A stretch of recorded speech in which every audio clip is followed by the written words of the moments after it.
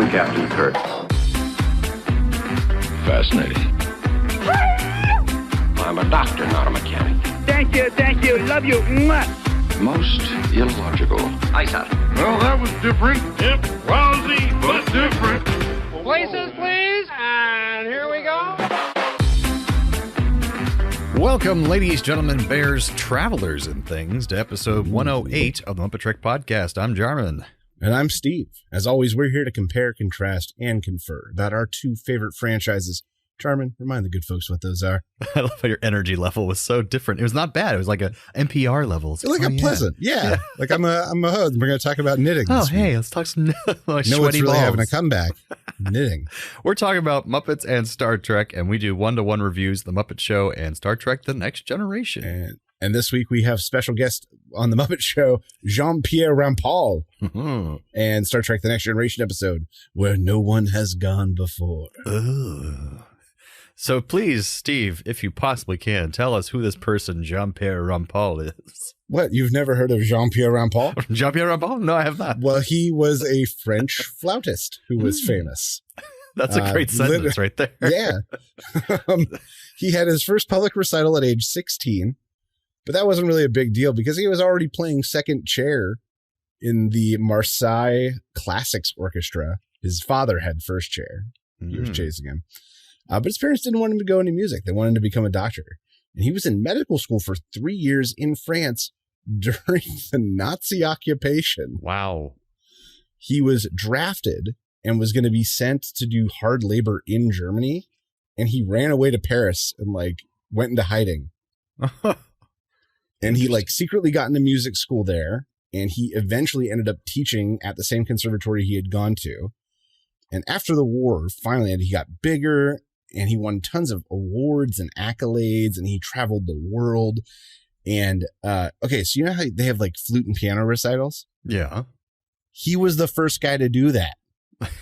Ever. He invented the flute and piano recital, basically. Where it's just the two of them.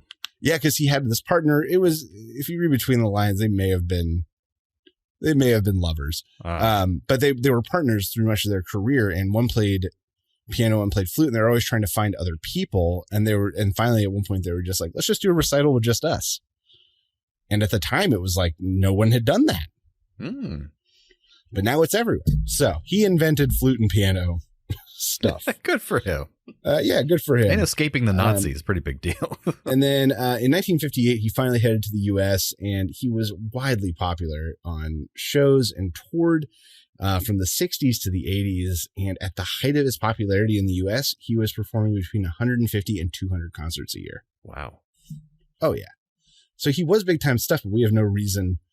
What does our audience know him from? Nothing. Unless you're a huge flute enthusiast, you're not going to know Jean-Pierre Rampal. There's not.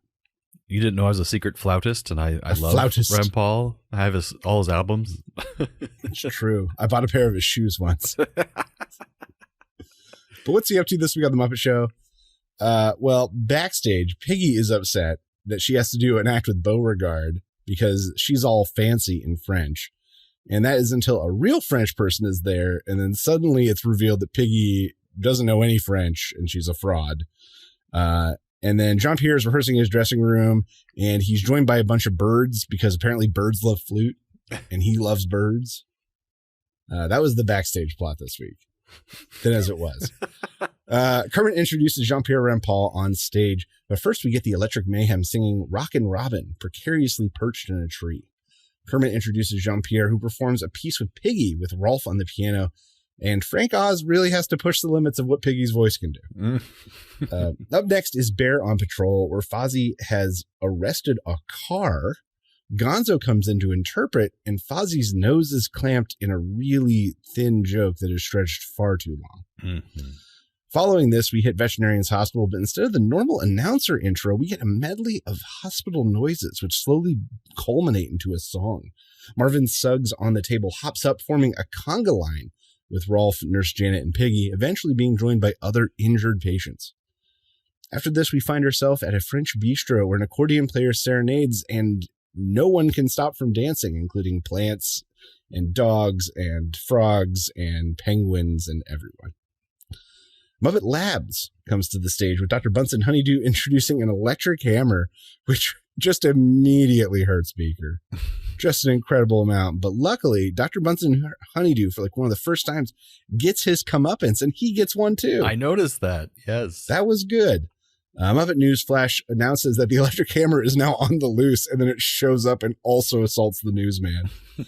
The show finishes up with a telling of the Pied Piper with Jean-Pierre on the flute, and it's a lively rendition, and they end up going into Ease On Down the Road from The Wiz, and they're joined by those creepy babies that Jarman loves so much, and a bunch of other really weird-looking Whatnot children that were almost as disturbing as the Pied Piper leads them out of town.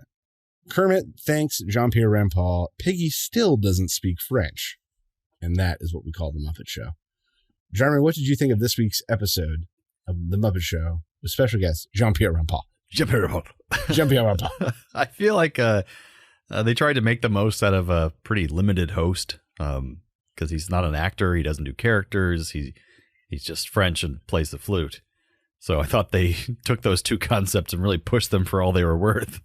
Like the integration of Miss Piggy speaking French backstage. Yeah, that was cute-ish. And then they tried. And then there's the Pied Piper thing, which was a good use of him for that sketch. Like that's a good way to have him play his flute and still be in a character of sorts. So good use as a limited host. That's what I was thinking. But on average, I thought the sketches were pretty lackluster and unfunny and like they weren't that creative. And I was like, so they tried to save the episode with a lot of your standby sketches, but it just nothing really hit for me. It just it was all kind of low points. I don't know. But the host wasn't at fault. I didn't feel like, as it wasn't his fault. It's just that they booked him and what do you do with him kind of thing. Yeah. No, I agree. He didn't stretch at all. Yeah. Like we've seen other people come on and just do their shtick, but this felt like even a different level. This was like almost Liberace. Yeah. This was really close to Liberace. He's clearly done these songs a million times. And then to add to that, his musical style doesn't really play with the Muppets. Like he did Ease On Down the Road at the end, but that didn't feel like enough. That's why the Pied Piper sketch worked the most out of anything, because they had him doing a character that worked with his flute stuff, and he was in a costume and he was playing a more modern song. So it was a little bit I more. agree that the standards were good, well, no, not really. One of the standards was good. I thought Veterinarian's Hospital was great. I love them building music and the conga line. I thought that was great and just a funny thing that you wouldn't expect from Veterinarian's Hospital. Muppet Labs was good with the hammer. I will say Bear on Patrol was terrible. Yeah, it was Bear on Patrol was so bad. I feel like Bear on Patrol was like, hey, we got this really cool antique toy car. We should write a sketch based around it. It didn't work. Right. And it just didn't work. And it didn't make any sense. So some of the bases were good. Some of them were bad. I liked Rockin' Robin at the beginning. Yeah, that was fun. The tree taps. But you're right. Like, I feel like that Veterinarian's Hospital and Rockin' Robin in a different episode would be great. And in this episode, they're good, but it's not enough to save this thing. Yeah, it just kind of felt slow and just nothing really clicked. And we've had a lot of really good ones this season so far. So this one felt like a low point. And I can solidly say that this is probably my bottom three for the season right now. Same here. And no offense to Jean-Pierre Rampal, because he didn't do anything bad. It's just like he seemed like he was trying and he had a good time. Yeah. It wasn't like some of the people we've seen on there that just like look bored and like they're just kind of walking through it. He didn't seem like that. He was trying. So good for him. And I don't think I've said that yet about an episode this season. I think everything's been middling to high so far this Agreed. Season. Well, good. Well, I will keep it up next week, but we'll see. We'll see. Music this week. Rockin' Robin was first made famous by Bobby Day. It was written by Leon Rene, who had multiple record companies and bought his own record printing plant. But then apparently I think it was the late 50s, they switched the standard from 78 to 45 RPMs, and he couldn't afford to retrofit his factory and just went bust. It's funny. My great uncle's name is Bobby Day. Bam. Lo, Hear the Gentle Lark. This was the one that he did to the birds. The words are Shakespeare, but the music is from composer Henry Bishop, who is a British composer who hit sort of his big fame in the mid to late 1850s. But he was the first composer to ever be knighted. Oh. Yeah. The Little Shepherd by Claude Debussy. Debussy. I think I said that. Debussy. Claude Debussy, who was popular in the late 1800s, early 1900s.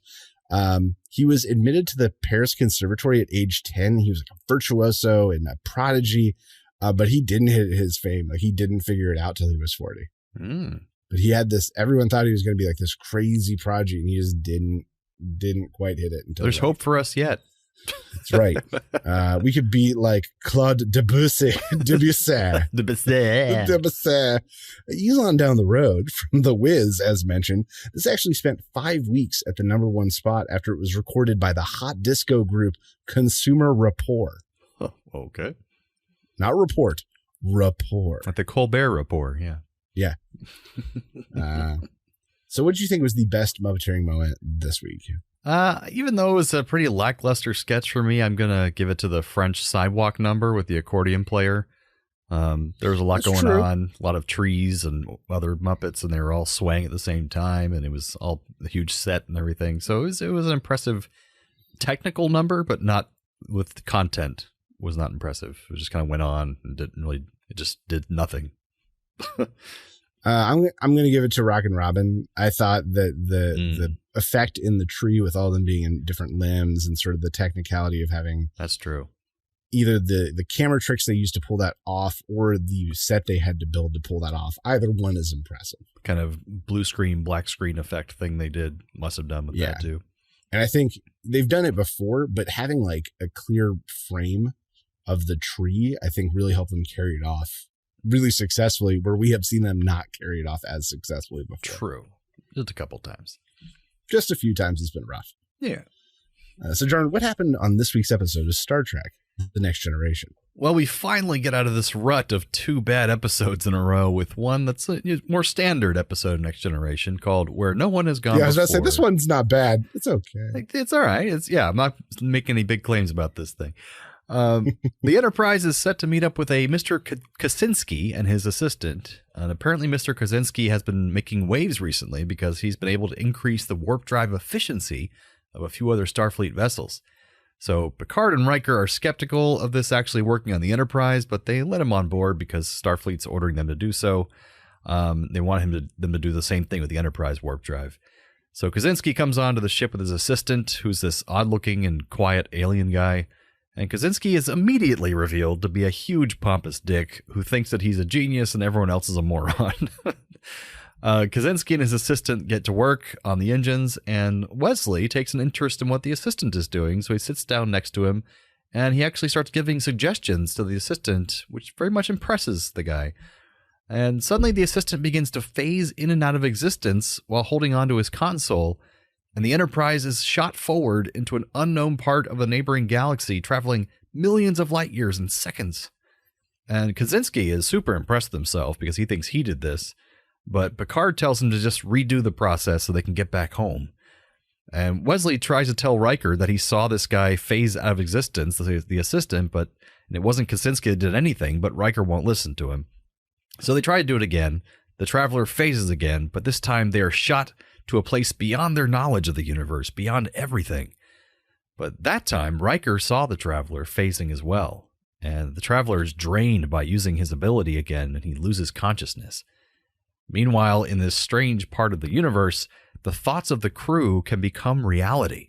So Worf sees his childhood pet Targ. One person becomes a ballerina. Another person's a violinist, which shows how lame the dreams of these crew members are. This is all they're thinking about. And Picard gets to have a conversation with his dead mother.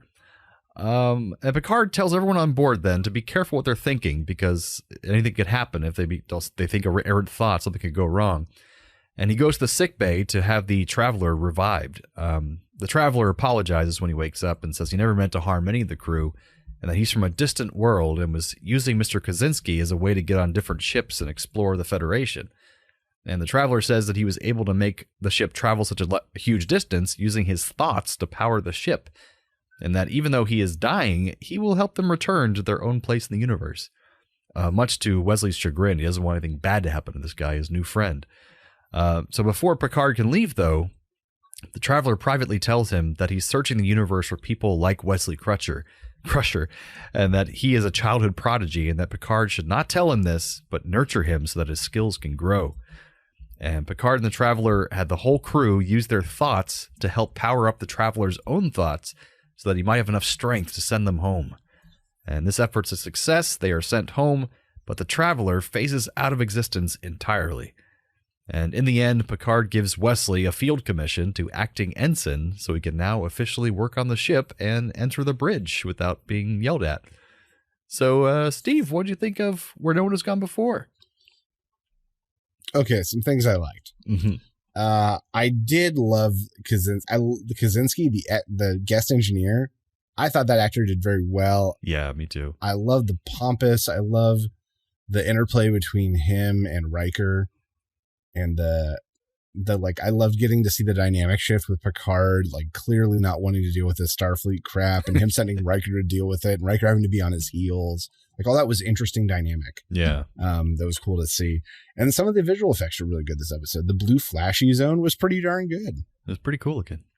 So some issues I had. How did no prior ships figure out this was weird? Well, no prior ship was sent to a different part of the galaxy like this one was. I know. And even that's kind of questionable how that happened. Like I understand the idea like Wesley is a genius beyond genius. Oh, look at he is the chosen one. Like I was like, okay, guy, come on. Let's get past it. That one little change he made was enough to send you across the galaxy. That's the thing that's not clear to me either, is it what Wesley did that caused this error to happen? That wasn't made clear to me. It was just like, I wasn't sure why the Traveler used his powers to send the ship out here. I didn't know why it happened. It didn't make a lot of sense to me. Question to you. So we're going question. We got too much. Let's not jump too far in the future, but Will Wheaton's character, Wesley Crusher, becomes some sort of interdimensional hopping being at some point, right? Yes, because the Traveler returns. And so is Wesley then become a Traveler? I know we're getting way too far into the future, but it's fair speculating. And if you want to ask and you don't mind being spoiled for you in a sense, then yes, he does. Here's the thing. I already know these things. Like I already know enough and some. Right. You find out after not too long. In like 2 more years of the podcast. So what does he turn into? Traveler. So he's one. So maybe that's what that moment was the Traveler recognizing a fellow Traveler. Well, he's not already a Traveler. He has to become one. You're right. But how is he chosen for that? He basically, because the Traveler is looking for really smart, genius people who look at the universe in a certain way. So Wesley doesn't have any innate special abilities or alien DNA or something like that. He's just right, but he is that way. That's what I'm saying. He's looking for candidates to become Travelers, basically. And I think that's probably what we were shown there. Is that not only is this kid like a candidate for Traveler, but he would make an exceptional Traveler, right? Because he took what this guy was able to do and like enhance it by 1,000-fold. Yeah, maybe that's what additionally. To me, so I thought it was bad writing or something, or editing, because it wasn't clear to me what happened and why they were jumped so far in the galaxy. Like, was it Wesley's fault? Was the Traveler, did the Traveler make a miscalculation? Like maybe Wesley is like the chosen one, foretold of Traveler legend. That's the way Gene Roddenberry would want it. He wanted Wesley to be like the surrogate Gene Roddenberry and be the hero of the universe. And I'm with it. I'm here for it. Okay, so I'm not sure where I left off for dislikes or likes. Okay, so yeah, no prior ship figured out something was weird, but you make a good point. It wasn't that big of a thing before. Why wasn't anyone just suspicious of this random alien from a race that presumably no one's seen before that has a name no one can pronounce? They should have been. Why is no one suspicious of this? How did he get in the first place? This felt a little lame and repetitive in that, like, more crew members acting in a way they normally wouldn't. Oh, and weird illusions overtaking the ship. We're like 5 episodes in, and we've already seen one of these twice and the other one once. What? Is this it? Is this the whole show? You're not wrong. They get more ideas later on. I hope so. But I was just like, man, we're just doing the same things already. We're not that far in, guys. It's almost like they didn't have a lot of creative ideas yet until they saw what they're going to do with this crew, and they're like, all of a sudden it clicked, and they're like, okay, now we can write some stories of these people. Like these. All right, and then so here's a Star Trek question for you. Sure. Just like a universe question. So the idea is, in this day and age, there's like medicine that can heal almost anything and cure almost anything. There is matter changers that can make food and beverages for everyone, right? Mm-hmm. At like no cost. Right. They've ended everyone poverty. Has their needs met. And I think in one of the movies, probably First Contact, when Jean-Luc Picard is trying to explain to what's her face, the female character, about like how the future works, like, with people's needs met, people are encouraged to find work that means something to them, or something like that. What'd you say? I couldn't understand. I don't know. I just said Patrick Stewart. With their needs met. There we go. Like slipping into Sean Connery almost. With our needs met. I'm Captain Picard. People are free to pursue their passions. There you go. Or something like that. But the thing is, like, in this one, everyone's imagining what they would be if they could be anything. But in this universe, they can literally be anything. So why are these their dreams? Why is that woman not a dancer? Why is that man not in a 4-piece orchestra? Maybe it's because I don't understand. If I had to guess the Star Trek attitude for that, it's that's their hobby, something they like doing that relaxes them, but maybe it wasn't what they're really best at. And for their career, they chose to do what they are really good at, and they get a lot of fulfillment out of it. You don't need a career. But they get fulfillment out of it. This is why I think Star Trek fundamentally doesn't work the way I think about it. Because I think about if this really happened, if right now they're like, hey guys, matter converters exist. You can get a hamburger from a wall anytime you want. It'll be the best hamburger you had every time. Society would fall apart as people would just eat and drink themselves to death. No one would go to work. Oh yeah, and there's medicine for everything for free. You just go to a machine, you like put your dick in it, it scans the thing, and it gives you a shot. Put your dick in it. Or whatever body part's hurting you, you put it in the machine, it scans or whatever. Give you a shot. It's always your dick. It's got to be your dick every time. So it's just like society would fall apart if this shit existed right now. No one would do anything. I think the only way it would work is if we had, in concurrence with these matter replicators, you had really sophisticated robots. Because otherwise, you're right, no one would choose to be a construction worker. Like, no one chooses that job because they want to do it. It's a matter of necessity, what they could be good at, so they do it for good money, but they're not going to do that if they don't have to. So you're right, like, infrastructure would collapse. Hold on though. You're right. But, okay, so hold on. So help me with timeline stuff. So where does like the matter converter stuff come into like Star Trek timeline from a show perspective? Is there a show without it? Well, yes. Without the replicator? In the original series, those were not replicators. Okay. They were food synthesizers, which are, they can make food and smaller items, some things, but they can't replicate anything. There's no holodecks standardly in the original series. There's very early holodecks, even in Enterprise, like which takes place before the original series, but they're very limited. And when they go outside of that explains it then. Exactly. Because in the Kelvin universe, the Kelvin timeline, there's a scene where Chris Pine pulls up and there's all these just dudes, not robots, dudes doing construction on these ships. Mm-hmm. So I was like, why would they want to do that? And it's because the food replicator thing didn't exist yet. And they still had a free society where they hadn't enslaved robots yet. You still could choose what you want to do, but like, it doesn't. That part doesn't make a whole lot of sense. That a lot of the infrastructure things, because they don't have a lot of sophisticated robots. Like, I want that woman to drop out of Starfleet and go be a dancer. Yeah, if she really wants to. I want that for her. She should. And why would you take orders from a superior officer, like if you never had to again? Like what? Yeah, I don't understand. That's a little hand wavy thing you kind of have to do for. So yeah, so that was like I had literally put Star Trek question. Okay, Star Trek question. All right, do you got any cool factoids now that we've picked? Well, before I do that, I would say, along with what you said, it being not a very impressive episode, but it is important for Star Trek lore because the Traveler and Wesley and all that stuff comes back later on. And something I didn't even remember, or I don't think I ever knew, Gary Seven from the original series is related to the Travelers, which it was on Memory Alpha, which is just for canon stuff, not for books. And apparently Gary Seven was sent to America at that time by the Travelers. He works with the Travelers, which I had no idea. And that shapeshifter woman that turns into a cat, she's a Traveler as well. And he was sent there when 2 Travelers died. And so he was sent to replace them. And that was going to be the spin-off show, is him being there in 1960s, whatever, America. So I was like, oh, wow, I had no idea they were connected to that. So that's interesting. Cool. Kind of a factoid as well. But yeah, Kaczynski I also liked, being a ridiculously love to hate kind of character. But yeah, kind of a middling episode otherwise, but it was interesting, but not really. It's just weird. He reminds me a little bit of Chris Kattan. I thought that same thing as soon as he walked in. I said it to my wife. I was like, that's like Chris Kattan. So trivia, Eric Menyuk, who played the Traveler, originally auditioned for the part of Data, but he did not get it. But they liked him, so they kept him on board for a guest role. So he got to be on Star Trek. He is kind of an odd-looking guy. Yeah, he's unusual.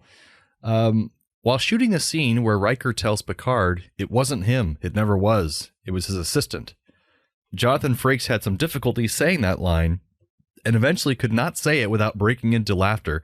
So according to Patrick Stewart, the event soon spread like a brush fire, according to him, throughout the set, to the point where the sound mixer, Alan Bernard, had to wheel his sound card off the set so he could also not stop laughing. And Patrick Stewart later recalled this story to Frakes at a 2012 Comic-Con, where he still couldn't say the phrase very well to this day. So that was pretty fun. In the original teleplay, Kaczynski, because there was a whole script that got thrown out originally, and they were going to fire the writer, and then found out that he was under contract, so they couldn't fire him. So they had him rewrite the episode. And the original script, Kaczynski was responsible for both the warp effect and the accident. And he also had a son who felt that his father was more interested in his work than him. And the hallucinations were much more bizarre than in the actual episode. Apparently, in the original, Jack Crusher, Wesley Crusher's father, appeared to Picard and Beverly. And the Enterprise appeared inside of a cosmological egg. And when the starship escaped, it exploded and caused the birth of a new universe. And as a sort of biblical pun of the Genesis creation narrative, the Enterprise spends 6 days missing, and Picard orders the next day to be a day of rest, which all sounds not good. So I'm glad they got rid of most of that. I'd be okay with them seeing Jack Crusher as opposed to seeing his mom, but other than that, that was all. Yeah, true. I can see that. Yeah. So what are our Trek Connection, Muppet Connections this time around? All right, so I'm going to warn you, the first one sucks. Just sucks. Eric Menyuk was in the movie The Air Up There, which features Kevin Bacon. And in the Muppets episode, the newer TV show, there's around the writer's table a discussion of pitching a dance contest, and someone suggests that Kevin Bacon be the host. 6 degrees of Kevin Bacon. There you go. Yeah, just 3. Only 3 degrees. Here's the real one. Bill Yeager, who played Argyle, the chief engineer, he's a working actor who, with 140 credits to his name. One of those credits, he had a minor role in Edward Scissorhands. And Edward Scissorhands features both Alan Arkin and Vincent Price, both of which were Muppet Show guest stars. Mm-hmm. And it was created by Tim Burton, who is one of the Muppeteers in the big finale shot of the Muppet movie. That's right. I remember you telling me that. Edward Scissorhands opened it all up. And that Bill Yeager guy playing Argyle. Biff Yeager. Oh, Biff Yeager. Yeah. So that Argyle character is a big feature on this other podcast I loved called Dork Trek. It's kind of out of commission now. And I think I talked about it in the past, but it was made by this guy who's a shock jock DJ, and he lost his job with the radio station. And so he started a podcast in his free time of Star Trek The Next Generation episode reviews. And he had not really seen the whole thing all the way through. So him and his friends talking about each episode, there's a lot of cursing, they had a lot of off-color jokes and stuff. And they made this ongoing joke about Argyle because he doesn't come back anymore. And so he asked the question in one of the episodes, like, hey, where's that fucking Argyle guy? Where'd he go? And then they made this joke that he's basically became an alcoholic and he's up in the Jeffries tubes, like drinking both the episodes. Yeah. So he's there for the whole series, but we never see him again. He's just up there somewhere. Yeah, I think I saw he's in 2 episodes, I think was the listing. Chief Engineer Argyle just got really drunk and never came back. But these are basically the same episode, weren't they, Steve? Yeah. That's right. Well, you have more, so you should go first. I will. Both episodes have someone turning out to be more than we expected. Marvin Scuggs on the operating table under the gown slowly reveals himself to be wearing an outlandish outfit and having maracas, and the Traveler being much more than a lowly assistant. I can see that. Yeah. Both feature classical music, the flouting of Jean-Pierre Rampal, and the crewman playing with the 4-piece little quartet there. Nice. I hate when they flout around that flouting. Flouting their flutes. Both have someone claiming to have much more knowledge than they actually do. Miss Piggy claiming to be fluent in French when she actually knows nothing, and Mr. Kaczynski claiming to be a genius with warp drive technology when he doesn't know shit. Ooh, nice. Wow, that joke ended much more abruptly than I thought it would. He had no shit. No shit. Yeah, I've got something kind of similar. Both feature people being led somewhere via complete nonsense. The crew ending up millions of light years away following that phony, and the rats leaving town because of flute music. Oh, I like it. Both have someone experimenting with technology that goes terribly wrong. Mr. Kaczynski and the Traveler with the Enterprise's warp drive, and Dr. Bunsen Honeydew with the electric sledgehammer. And they both paid a terrible price. That's right. I'm really glad Dr. Bunsen Honeydew got hit this week. I am too. It's about time. About time. Justice for Beaker. Poor Beaker. Oh, God. What's that? No. Transporter malfunction. Transporter malfunction. All right, it's the part of the show where we transport one character from one episode to the other and then vice versa. So what you got for us, Steve? This week, Trek to Muppets, I'm going to bring over the Traveler to replace Jean-Pierre Rampal, taking the entire Muppet Show to that crazy blue light zone so that all of the things on stage can become real and all of the electric mayhem actually become birds singing rock and roll. You can see it extend through the entire episode. Oh, I like it. See? Trek to Muppets, I'll have Mr. Kaczynski permanently replace Pops on the Muppet Show. At the beginning of each episode, you'd have Kaczynski talking smack to each guest star as they enter the Muppet Theater. Who are you exactly? Well, I've never heard of you. You heard of me? I play flute very well in my free time. Yes, you haven't. They haven't written the history books yet. Would he be a great person to greet you at the door? That would be good. Yeah. MuppeTrek, I'm going to bring over Jean-Pierre Rampal and replace Kaczynski, because somehow him playing the flute to get the ship to go faster and everyone thinking it's complete bullshit makes total sense in my mind. No, stand back. I'm going to flute it faster. Captain, what the fuck does he mean? I don't know. He's got to be making this up. Something else flute. 15, Captain. He's playing with the harmonics, as they always talk about that all the time. Yeah, the harmonics. Muppets to Star Trek. I'm going to have Jean-Pierre Rampal trade places with the Traveler. He just pull out his flute to play it to activate the spooky phasing powers. You and I had similar routes. Yeah, we did. And he'd be just as creepy towards Wesley with his French accent as the Traveler was. Yeah, man. They were so close in those scenes. It was really creepy and kind of freaked me out. Yeah. But that brings us to the end of episode 108 of the MuppeTrek Podcast. Join us next time for the Muppet Show with special guest Paul Simon. And the Next Generation episode, Lonely Among Us. So from the lovers, the dreamers, and us. Live long and prosper, everyone. Thanks for listening to the MuppeTrek Podcast. Be sure to follow us on social media on Facebook and Twitter. Subscribe to us on Apple Podcasts, YouTube, Spotify, or your favorite podcast platform. This podcast has been brought to you by A Play on Nerds.